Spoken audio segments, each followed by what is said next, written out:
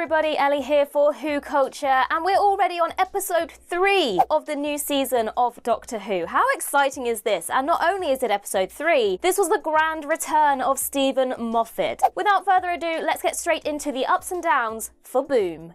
I'm a lot more explosive than I look, and honey, I know how I look. Coming in first with a great big up. I know I up this every single time, but it is deserving. Murray Gold. From the very opening seconds of this episode, you have this choir music playing over shots of a battlefield, and it's so beautiful. And I'm in awe of that man. Another up.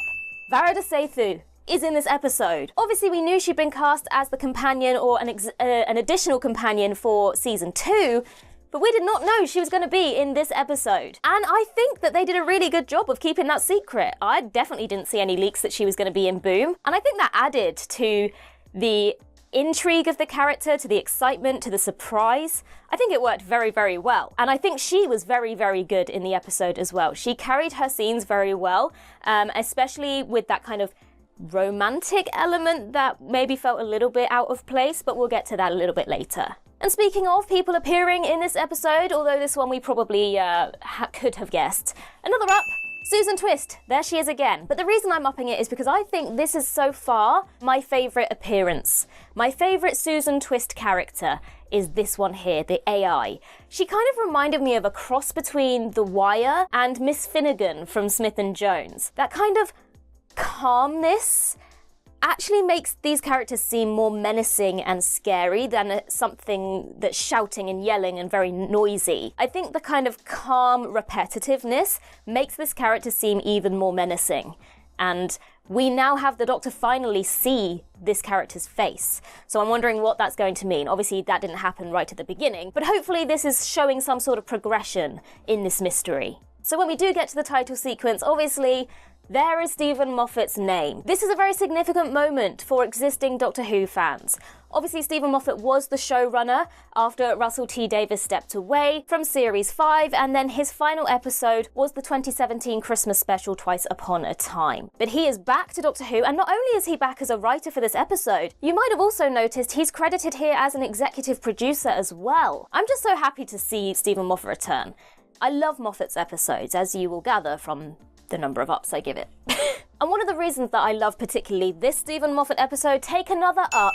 If you saw the discussion between myself and Sean a few days ago for the first 2 episodes, I said that I felt like the thing that makes Doctor Who to me was lacking, and that was kind of the tension in the episodes. From the moment the Doctor steps on the landmine, it suddenly becomes very claustrophobic and that tension just rises even higher. And I think it's really, really effective. You know, things don't need to be brutal or gory to be hard-hitting, and there are so many great tense moments in this episode. If you think about the Doctor's eerie singing when he first stands on the landmine, he literally could blow up at any moment, and the tension in his face, in the music, in the atmosphere, this is what I mean when I said something was missing from the previous episodes, but it's definitely in this one. So another up. The entire exchange between the Doctor and Ruby when he first stands on the landmine and she discovers him there. It's just a really great building of their characters and their relationship, and we're now starting to see it develop into more than the typical companion Doctor, and we're starting to see what's unique about their relationship. And the idea that she defies him, and he forbids it, and she just ignores him. And I really think we're starting to find a good balance here between the banter and the seriousness. There was a lot of banter in the very first episode, it was quite serious in the second episode, and I think this one's found a really good balance between the two for these 2 characters. And following on from that, another up, I think personally this is Millie Gibson's strongest episode so far. The first few episodes I was starting to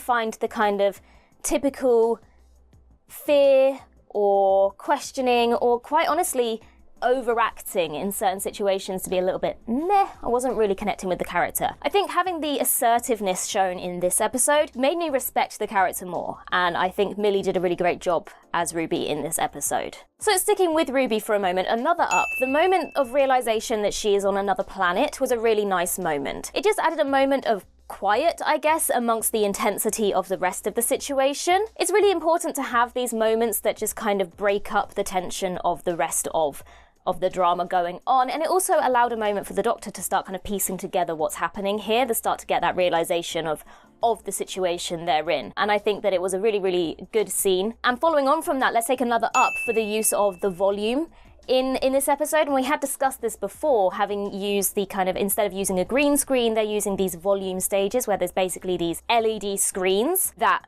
actually project the real image into the scene as opposed to putting it in post-production. I know there was a bit of concern about using this, but I think it worked really, really well. And it probably really benefited the actors as well, because they were able then to play off of what they could actually see in front of them too. And I think it was very successful here. I wouldn't like to see it overused, but in this situation, I think it worked really, really well. So it's great to see that kind of practical use rather than the post-production use here. And carrying on from that, I have an up and a down. The vacuum-packed bodies, I give it the up for finally having the guts now to be a little bit more gory and actually allowing yourselves to scare your audience and make your audience uncomfortable, because again, that was another thing that I said I felt was lacking a little bit. So I'm glad that they took that step and they weren't afraid to make people feel uncomfortable with it. And the idea of it being all mushed bodies, I mean, you could literally see a squished eyeball. That was disgusting. Though that whole thing did look cool, I feel like at times it did look a little plasticky and fake. I feel like maybe it needed to be like squishy or sticky or something just to kind of add to that gore element slightly. And obviously that particular mushed body was poor Mr. John Vater. But while we're on the topic of John Vater, I do have another down. Now, I do hate to down a child actor, I really do, but I've got to do it because Splice was not doing it for me. I understand that child actors can't perform as well as a trained, seasoned actor, but I just feel like she felt a little underdeveloped, and maybe some of it was to do with the direction or the script, but I mean, it was just lots of "where's my daddy? I can't find my daddy." It almost felt like she was presenting younger than she looked. I mean, she was acting like she was more like 5 years old than like 10, 11 or however old she was supposed to be. But there's a literal landmine there, and all these adults are telling you about this dangerous situation. You're like, yeah, I'm just gonna go sit over here and look at some old pictures. How she doesn't also know that her dad is dead. She just seemed a bit too stupid. Also, how irresponsible are these Marines? Because she literally is like the only child there, and not one of them thought to go, probably shouldn't let this child wander into a literal battlefield. Who was watching her? Nobody. There's one child on the base. Surely all of you are aware of the child. Why was she even allowed out onto the battlefield? It just confused me slightly. Take a whopping up, Mr. Ncuti Gatwa. His performance in this episode, I think, is his strongest one yet. He had to be funny, he had to be witty, he had to be scared, he had to be calm, he had to be reassuring, he had to be the Doctor. Kind of for the first time. And I think he was so good here. Now, I know there's been a little bit of questioning about this incarnation of the Doctor being really in touch with his emotions, and we have seen this Doctor cry now in every single episode. For this particular episode and the situation, I think it fit perfectly. And those tears going down his face, I mean, that is pure acting genius. Like, that is not easy to achieve.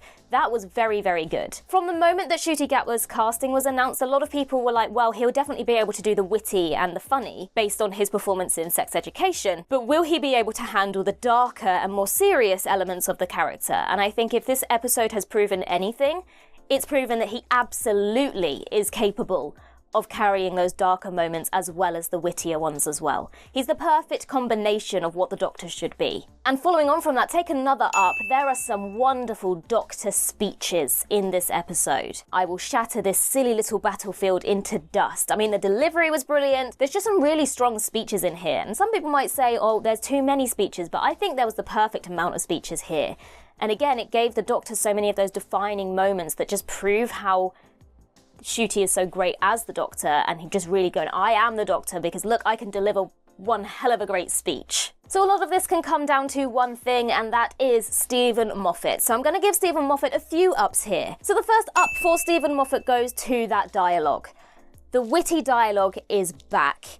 He just writes for the Doctor well, writes in general so well. And I think for a character whose mind is always working like at 1,000,000 miles a minute, he just knows exactly how to write those kind of fast-paced speeches and lines that sometimes can be throwaway lines and sometimes can be really serious. And I think it's important to remember that for the Doctor, his greatest weapon is words. And what better way to show that by literally creating an episode where the Doctor is forced to save the day without being able to move a muscle. And so I think this was a really great examination of the key element of the Doctor, which is his weapon is words. Not a gun, not a sword, not even his stupid sonic screwdriver. Still not okay about the sonic screwdriver. I never will be on board with that sonic screwdriver. But the words here, and written by Stephen Moffat in particular, they are just so great. I'm going to read a couple of the lines that really stood out to me. Not necessarily just from the Doctor, just in general. Moffat just has a way with words. Smelted is a good word, and Ruby's like, not right now, it's not. You should marry Ruby, you be Monday Sunday. The end line where he says, plenty more universe to see, and frankly, your lifespan sucks. I don't know what it is, it's kind of, this combination of being funny, but also being serious. He just gets it. Everywhere's a beach eventually. Anyone else think of everybody's a story in the end? And a lot of these lines did make me think of the 11th Doctor, but that's Stephen Moffat, isn't it? So another up for Stephen Moffat is he has managed to find that balance of being able to embed social political messaging and commentary into his episodes without it ever feeling like there's any virtue signalling whatsoever. He did such a great job. First and foremost, the idea of futuristic AI dystopia and also the commentary on warfare. But I think he's found the perfect balance of embedding those messages without ever making them too blatant or obvious. And I think that's a really great skill to have. And this episode in particular seemed to achieve that the best, I feel, so far. And another up for Moffat, and I guess it kind of carries on in a similar vein, is he is the king of threads, links to other stories. He's the king of threads. We have here the Anglican Marines. We met the Anglican Marines in The Time of Angels and Flesh and Stone. We met them in A Good Man Goes to War. They're a common theme or common character or thread in Stephen Moffat's stories. The whole villain guard situation, that was literally a throwaway line in his very first episode of Doctor Who, back in The Empty Child and The Doctor Dances. But the thing with Moffat's threads here is they never feel forced. Some people have criticised that if you have too many cameos or fan service, it is too much and it doesn't flow with the story and it's just done for the sake of it. I never feel that at all in this episode. I understand those references, and as a diehard fan, I understand them and I get it. It was kind of like they were in there and I got them, but if I was a new viewer, it didn't matter if I didn't understand it because it was embedded within the story.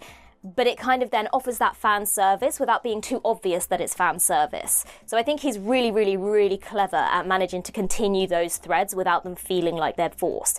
He's really good at establishing that even though we're in a new era of the show, we've got a new Doctor, and it's been so many years, I say new showrunner, back to an old showrunner, but we're in a new era of the show. That doesn't mean that the things that we have seen in the past don't exist anymore. Everything the Doctor's ever done, planets he's been to, species he's encountered, they don't stop existing once the Doctor disappears. And so I think that what he's done really well here is establishing that the Anglican Marines still exist. They're still there. Just because Chibnall never wrote about them doesn't mean that they don't still exist. And so that's what I think Moffat does really well, is he keeps bringing back not obvious threads, but just threads that remind us that the universe continues ticking away even if the Doctor is not present. Having said that, I do have a down for Moffat. The great big grand return of Stephen Moffat. And not even a line mentioning River Song. Unacceptable. Absolutely unacceptable. I feel like I might get a phone call when Danny gets this footage and say, you can't down that. That's got nothing to do with the episode. That's just you being petty because you love River Song. In which case, sorry Danny, I revoke my down. Okay, so another up, Ruby's death scene. That whole sequence was really, really, really great. The way the Doctor reacted really sold that, oh, this could actually be quite fatal. How is she gonna be in the next episodes? Because they really sold it as this is everything I thought I knew for the future episodes a lie? What is going on here? Ruby crying on the floor and the whole who is her next of kin. To me, that really highlighted how young and vulnerable Ruby is. So obviously, in one regard, you could be looking at it as who is my next of kin because she doesn't know where she came from. But to me, the obvious next of kin is Carla.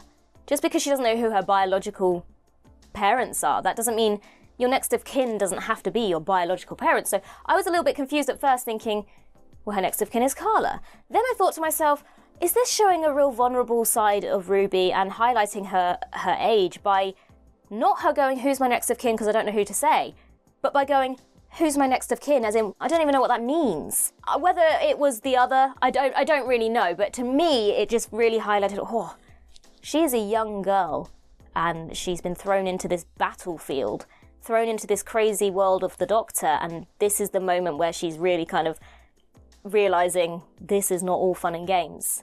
I might actually die right now. And the framing of that scene where she gets shot was really, really great. So I guess what we really need to do is give an up here to the director, Julie Ann Robinson, who did a really, really great job of directing an episode which could have actually been quite a difficult challenge for other directors. You know, it's all in one location, pretty much.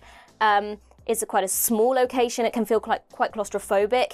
But I think she did a really, really great job, and it never felt repetitive. It never felt too small. And I think the direction for this episode was outstanding. A really, really, really greatly written and directed episode. Now, I do have another down. Luckily, we haven't got too many downs for this episode, but I wasn't really sold by the whole unrequited love situation.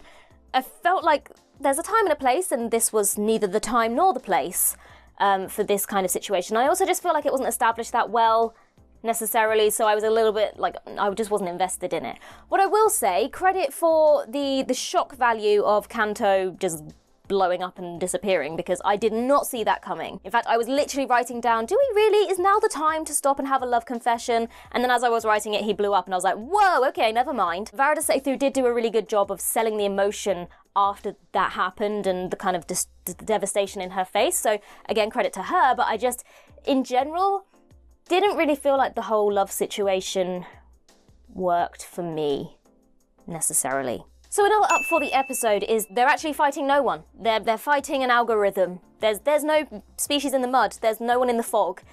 You're fighting nobody. Just stop. It also offered up another situation for some really, really great dialogue. A line in particular that I really thought, oh, that was good, was when the Doctor said, "Faith, the magic word that keeps you never having to think for yourself." That was a good line. I was like, oh, that one sticks in the mind, doesn't it? And so obviously the day is saved, not, well, kind of by the Doctor, but more so by John Francis Vater. Taken up Mr. John Francis Vater. He was actually a really likeable character. To the point where out of all of the kind of supporting roles in this episode, he was the one myself and Danny kind of felt the most invested in. And the kind of continuation in that repetitiveness of the kiss through line, I think that was really, really important. And like I said, he literally saves the day because he values the safety and life of his daughter over anything else. And again, it offers a really great opportunity for some wonderful dialogue that sticks in your brain, because the Doctor literally says at the end of that episode, the whole Villengard mainframe has been taken down by parent power. What a great message, really. You know, the power of a parent's love is enough to take over an entire system of AI robots, and I'm not going to let them stop me because the force I have with which to protect my child is so strong that you cannot stop me, and I'm literally going to stop an entire bomb from going off from within a computer, and I'm dead. I mean, that was just very, very, very good. And then another up after this episode has been very static, with the Doctor stuck on the landmine. Once the day is saved, it goes back to being very witty, very joyful. The Doctor cannot keep still. He's jumping around. You know, I probably would too if I'd been stood still on that landmine for however long in the episode. He probably about 40 minutes stood on a landmine. I probably would jumping around as well, going, oh my goodness, that was close. And it was just really, really great. You know, he's drumming and kind of, I don't know, beatboxing, whatever it was he was doing. He has his literal drop the mic situation going on. And then he has his equivalent of 11's basically run moment. Again, Moffat just knows how to put those brilliant lines in there. Pair that with Ncuti Gatwa, and they're just the perfect pairing, because Ncuti delivers those lines with so much ease and so much talent. Obviously, Russell T Davies is doing a wonderful job as well, but I think the pairing of Ncuti Gatwa with a Stephen Moffat script is a match made in heaven. Having said that, down, the Doctor literally kisses the squished body urn thing. Puts that on his mouth. That's a squished up dead body. You just kissed it. You can see his eyeball. I literally, out loud, I was like, ugh. This is why they needed to be squishy or sticky. Don't Don't kiss it! And then to end the episode, not quite the very end of the episode, but in that last scene, Vindication, up. Ooh, is that the shot that we said was definitely going to appear in season 1, that appeared all the way back in the 60th anniversary trailers, and everyone told us we were overthinking it and it was just a shot that they ended up not using? Oh, there it is. Vindication. And then the episode ends with a snowflake. That's 2 out of 3 episodes so far that have ended with snow. Now, I didn't mention in the actual breakdown of this episode the moment with the snow. I think the snow is very, very important, and I can't even tell you what it means. I have no idea, but I like not knowing. I'm very intrigued by it, and I'm excited to just see everything play out and find out what the significance of all of this is. Overall, I think, without a shadow of a doubt, this is the strongest episode of season 1 so far. Let's hope that the incline in these episodes does continue. What really stood out to me in this episode is the perfect balance between real high tension and the banter and emotion. I think that's what this episode has achieved really well, that the others perhaps haven't found the balance of quite so well. But having said that, next week's episode, 73 Yards, looks very, very spooky, and I am very excited about next week's episode, mostly because I think it's going to creep me out. This week we will have a discussion on this episode boom and the Easter eggs as well, so make sure if you haven't already that you hit the notification bell so that you don't miss them when they drop. In the meantime, I've been Ellie for WhoCulture, and in the words of River Song herself, goodbye, sweeties.